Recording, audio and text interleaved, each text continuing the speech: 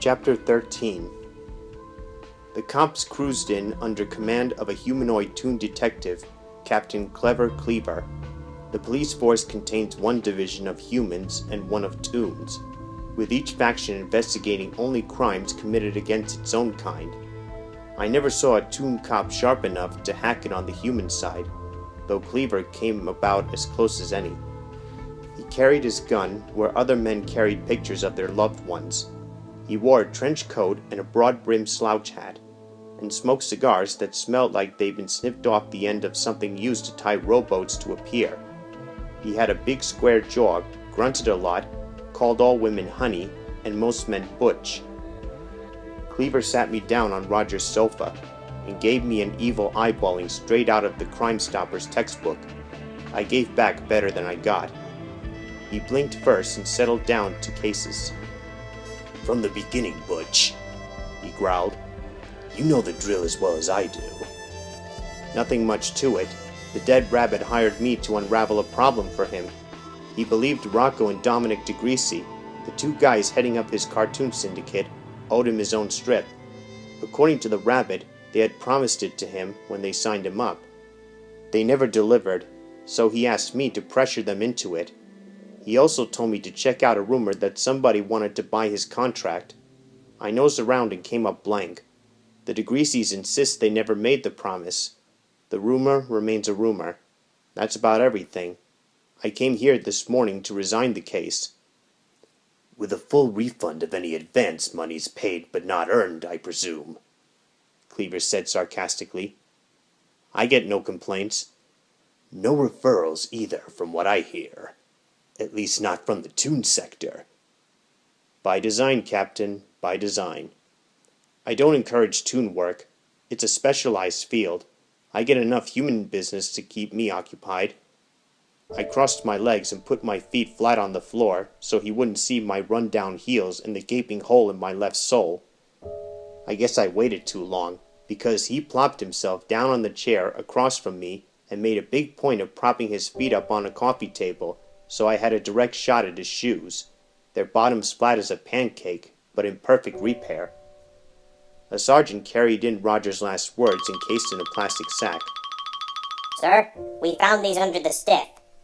Cleaver got up, took the words, and held them to the light, using his body to shield them so I couldn't see. He returned them to the sergeant, with instructions to rush them to the lab for a rate of hardening determination. "Anybody in this case named Jessica?" he asked, rolling his stogie from one side of his mouth to the other. "Roger's estranged wife." I laid out the lurid details concerning the relationships among Jessica, Rocco, and Roger. No sense concealing it from him. He would find out eventually, and this way I scored a few points for cooperation. "The wife a suspect?" I asked innocently. Instead of giving me a direct answer, he motioned me into the front entry hall. We got there just in time to watch a brace of burly ambulance attendants wheel Roger out of the door on a dolly. "Know what this is?" Cleaver pointed to a control panel beside the door. Lights on the panel flashed in random sequence. Maybe 100 individual lights, each blinking 6 or 7 times a minute. I found I couldn't watch it for more than a few seconds without getting a headache. A burglar alarm, I guess, although I never seen one quite that sophisticated in a home. "That's because it's a special custom job, put in by the builder of this development. It's a big selling feature out here, since 2 neighborhoods routinely report the city's highest burglary rates. Can you imagine? They steal from one another. Almost makes me ashamed to be a Toon." If he was waiting for me to say, "I know how you feel," he was in for a few days of silence. I've never been ashamed to be a human. When he saw I wasn't going to respond, he resumed his explanation of Roger's security system. "The alarm cycles on automatically when the front door closes. It wasn't on when you got here because the musical scale had drifted in, gotten wrapped around the doorknob, and was holding the door ajar. Disengaging the alarm requires a multi-sequential process it took some of my best experts to figure out." "Which means that nobody got into this house unless Roger wanted them to." "Correct. Hence the likelihood that Roger knew his killer well enough to invite him inside. So you figured the wife? That would be my first guess. It would also explain how the killer got out without sounding the alarm. Since Jessica had lived here with the rabbit, she must know the code. She could easily have turned the system off and walked away. Very logical, I said politely. Congratulations on your sound reasoning. You've overlooked only one teeny problem. According to Roger, he'd asked Jessica to meet with him many times before, and she had consistently refused. Why should she suddenly accept his offer now? When I talked to her yesterday, she made it quite clear she had no intention of pursuing a reconciliation. I suggested a get-together between her and Roger, and she gave me a firm no. Cleaver seemed quite relieved when another sergeant came up and saved him from having to tiptoe out of the corner he painted himself into. The sergeant showed Cleaver 2 items, both encased in plastic bags. One was the .38 pistol from Roger's nightstand. The other was a hunk of metal, the fatal bullet, judging from the size of it. "One shot missing from the .38, the sergeant said to Cleaver, but Cleaver took more of an interest in the slug. "Hey, Butch, ever seen one like this?" He held the bullet where I could inspect it. It looked like it had started life as a perfect sphere before running into Roger Rabbit and a wall. Seems to be an old-fashioned musket ball from a black powder long rifle or a flintlock pistol, I said. That's my guess too. You run into any antique gun collectors in this case? Can't say I have. Cleaver returned the sack to his sergeant. Process them both through ballistics, he instructed. Cleaver picked up Roger's cigar box, opened it, and saw the carrots inside. His granite jaw cracked upward slightly at either end of his mouth. Poor guy. But that's what happens when you hang around with toons all day. You start to develop a sense of humor. Next thing you know, nobody takes you seriously anymore, and you wind up laughing yourself straight into the morgue. The deceased have any enemies you know of? Asked Cleaver. I shrugged. Who could hate a rabbit? Just then, another police car squealed up outside.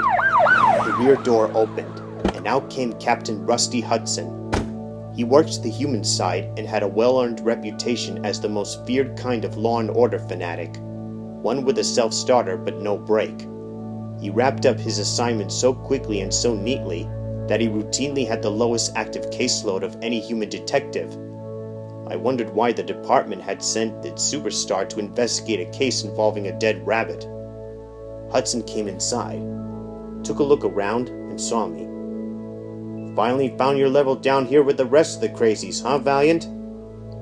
Nice to see you again too, Captain, I replied. What can I do for you, sir? Asked Cleaver. Even though they held the same rank, the department's age-old unwritten law required a toon officer to defer to a human, and anybody who knew Hudson knew he would make life extremely miserable for any toon colleague deviating from tradition. When I heard the report about this Roger Rabbit character being killed, said Hudson, I figured I'd better shag it right over here before your bunch gets too far into their search. No offense, but I've had lots of problems with the toon side losing evidence on me before. What kind of evidence are you after? A .38 caliber revolver. Maybe has one shotgun. You find anything like that when you tossed this place? Cleaver nodded. Sure did. Upstairs in the nightstand. One bullet fired. I sent it to ballistics. Why? You've got something on it. I have reason to suspect it was the murder weapon in a human homicide last night. The human homicide? Who? I asked. Hudson looked at me the way people look at escargot when they find out that means snails. You got a reason to be here, Gumshoe? You a witness, a suspect, or what? He was employed by the rabbit, explained Cleaver. I was just taking his statement when you arrived. Hudson nodded to show he understood that police work often forced officers to associate against their wills with guys like me. He explained his narrative, but for Cleaver's benefit, not mine. About 1 a.m, we got a call from a hysterical woman who turned out to be this rabbit's wife. Seems she lives with a guy named Rocco DeGreasy, a big wheel in the comic industry. She was out late. When she came home, she saw a light on in DeGreasy's study. She went in to check and found DeGreasy slumped across his desk, dead. You got an estimated time of death? I asked, but Hudson ignored me. I did some quick checking around, he continued, and found that this rabbit had previously threatened DeGreasy's life in front of witnesses during a photo session at his photographer's studio. I also discovered that this rabbit bears a grudge because DeGreasy failed to honor a promise to give him his own strip. As if I needed more, DeGreasy has also grabbed the rabbit's girl. Put that all together, it spells murder. I'll give odds that the bullet we found in DeGreasy turns out to have come from the rabbit's gun. Were you able to pinpoint an exact time of death? Asked Cleaver, repeating my earlier question. Since this time it had come through channels, Hudson answered. We figure about midnight. Judging from the hardness of the rabbit's final balloon, he got it about an hour later. You checked Jessica's alibi for then? Cleaver asked. No, why should I? What's she got to do with anything? The rabbit plugged DeGreasy, there's no doubt in my mind. Great. That takes care of your murder, but what about mine? Cleaver's word balloon came out so frosty you almost needed a squeegee to read it. These two crimes are too closely related to be a coincidence. Suppose Jessica Rabbit saw Roger kill Rocco, followed the rabbit back here, and executed him for his crime. A perfect motive. The rabbit shot her lover, so Jessica shot the rabbit. I'll let you solve that part of it, said Hudson, buffering his fingernails on his lapel with such intense concentration that a casual onlooker might suspect it was the most important thing he had to do for the entire rest of the day. When the reports come back from ballistics, I'll stamp my case closed. What do I care about who blew away some bunny? With that, he left the house, got into his car, and roared off, siren on and lights flashing, a showboat to the end. Cleaver took a peek through a telescope set up in the front window, but it was way too early to see any stars. Did the rabbit have what it takes to kill a man? Cleaver asked me. I don't know. On the one hand, he really hated Rocco DeGreasy, but on the other hand, who could picture a killer rabbit? Yeah, I know what you mean, said Cleaver. He drifted off into the mental never-never land where toons seemed to spend 3/4 of their time. You finished with me, Captain? What? A series of tiny balloons, each containing an itsy-bitsy question mark, bubbled out of his head. The balloons popped, letting the question marks parachute to the floor. I was tempted to scoop them up and pocket them, since I knew a book publisher who bought them to cut typesetting costs in his line of whodunits.